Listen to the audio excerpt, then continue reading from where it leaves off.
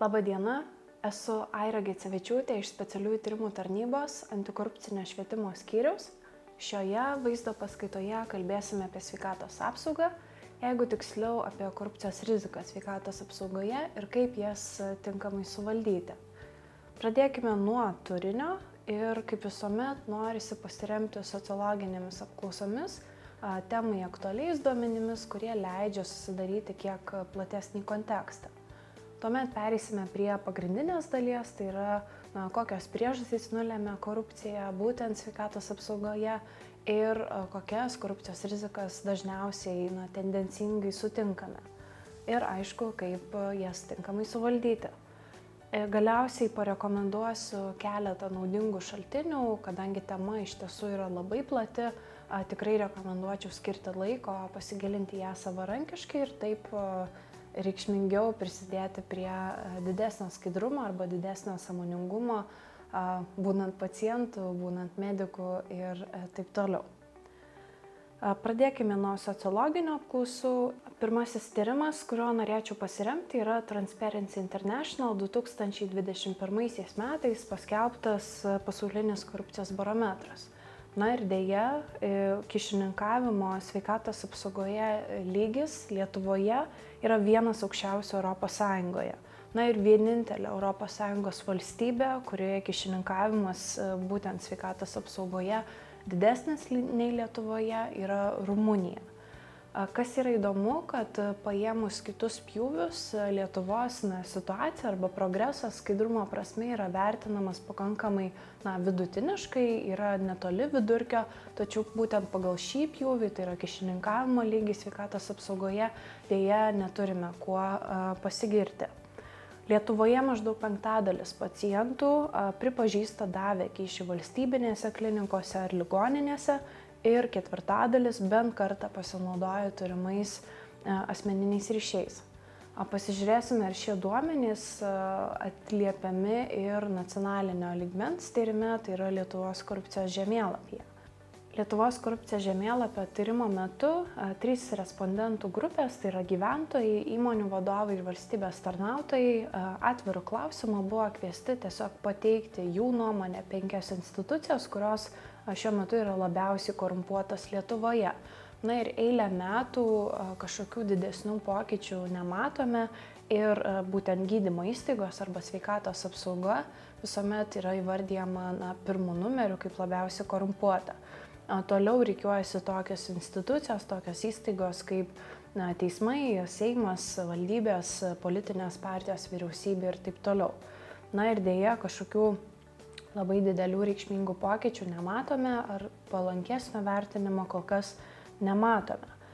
Bet šioje vietoje kalbame apie nuomonę, galime pasižiūrėti, kaip atrodo reali korupcinė patirtis. Anoniminėje apklausoje respondentai yra kviečiami įvardinti, ar per pastaruosius 12 mėnesių jiems teko duoti kyšį.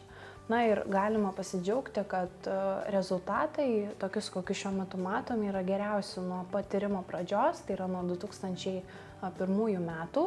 Ir 1 iš 10 gyventojas pripažino, kad tai per pastaruosius 5 metus daviau kyšį. Maždaug 5% įmonių vadovų ir vos 2% valstybės tarnautojų atsakė taip pat.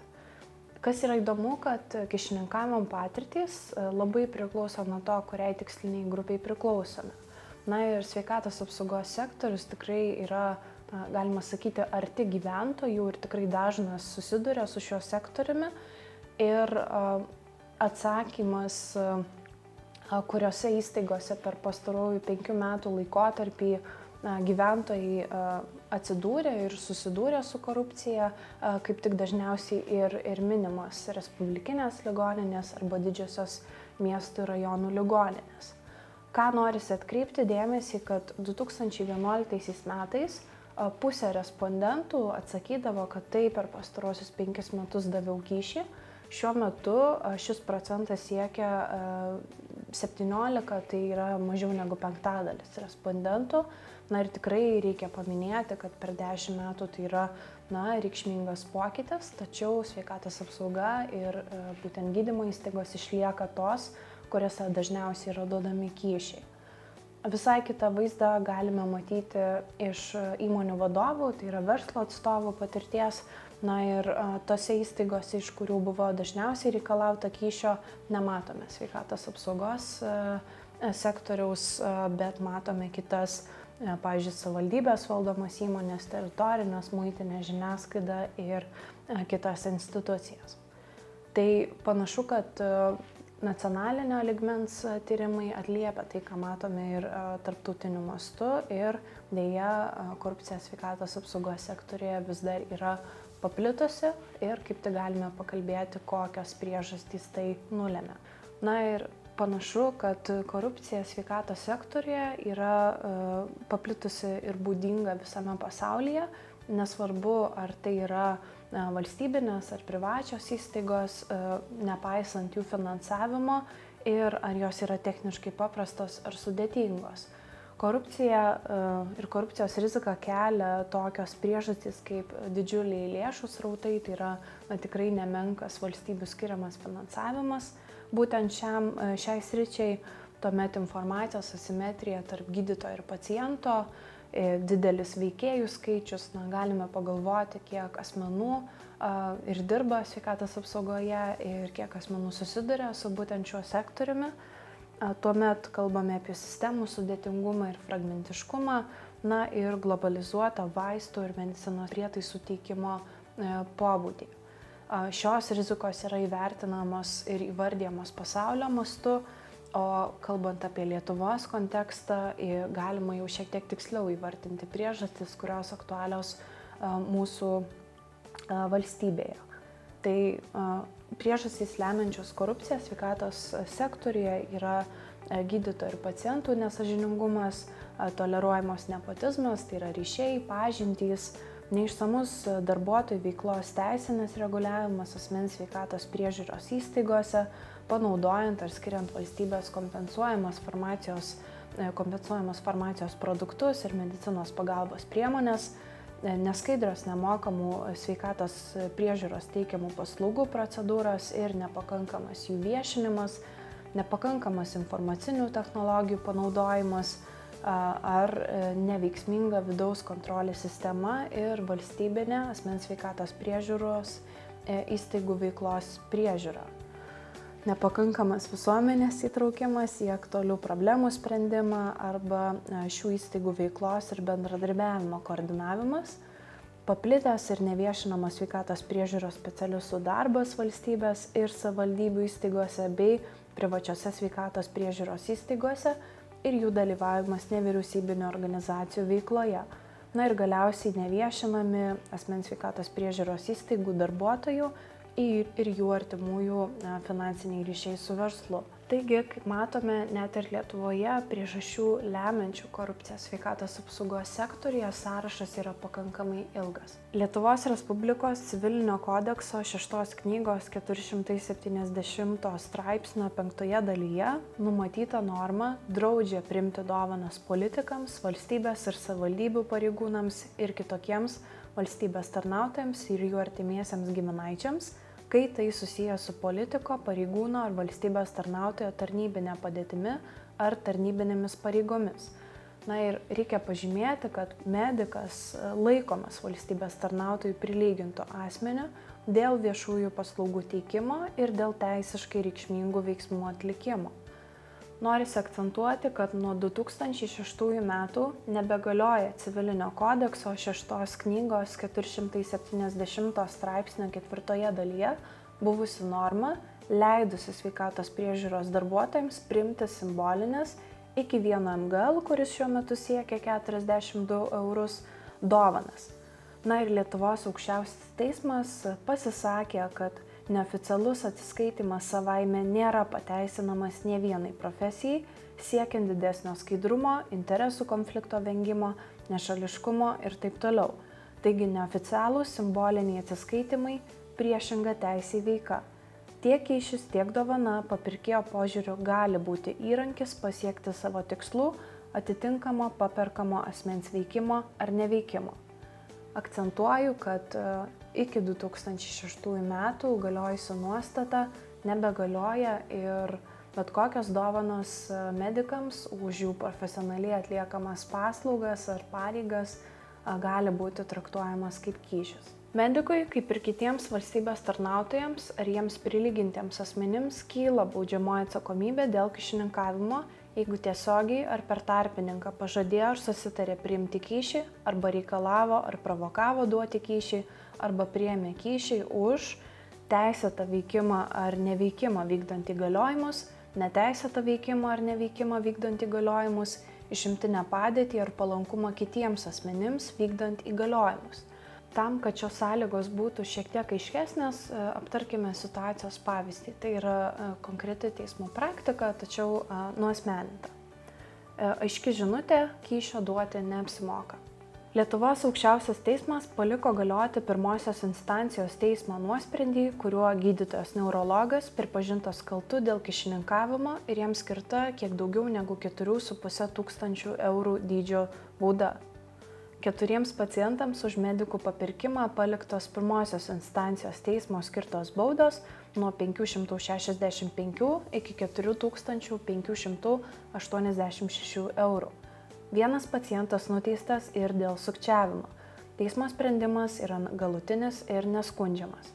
Na ir byloje buvo nustatyta, kad pacientai gydytojams susitarė duoti ir davė nuo 20 iki 600 eurų siekiančius kyšius už paruoštus medicininius dokumentus, vaistų išrašymą, įvairias medicininės konsultacijas, apžiūras, nedarbingumo pažymėjimų išdavimą ir panašiai.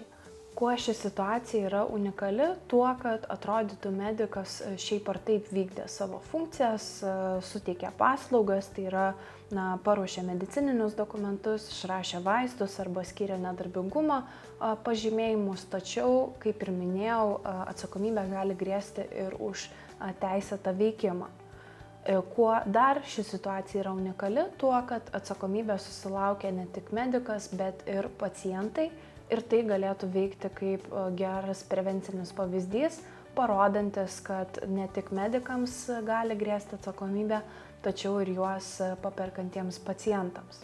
Kaip matome, sveikatos apsaugoje ir už sveikatos apsaugos skaidrumą atsakomybę neša ne tik medicinos darbuotojai, bet ir pacientai. Na ir labai svarbu išlaikyti tinkamą santykį būtent tarp medicinos sektoriaus darbuotojų ir pacientų. Na ir norisi pateikti keletą rekomendacijų, kaip galima ir didinti skaidrumą sveikatos apsaugos įstaigoje, kartu kuriant ir lygiaverčius, pagarbius, lygiateisiškus ir korektiškus santykius būtent tarp darbuotojų ir pacientų.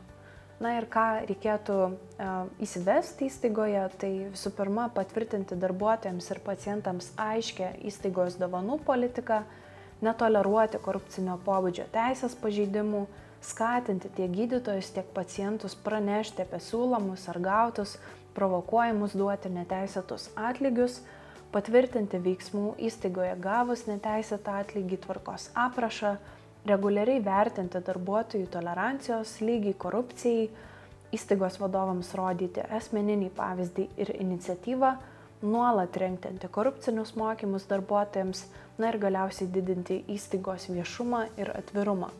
Visos šios rekomendacijos galėtų reikšmingai prisidėti prie korupcijai atsparesnės aplinkos bet kurioje įstaigoje, o kartu ir didintų skaidrumą visame sveikatos apsaugos sektoriuje. Sveikatos apsaugos tema ir tai, kaip korupcija gali pasireikšti šiame sektoriuje, tikrai yra plati ir sudėtinga tema.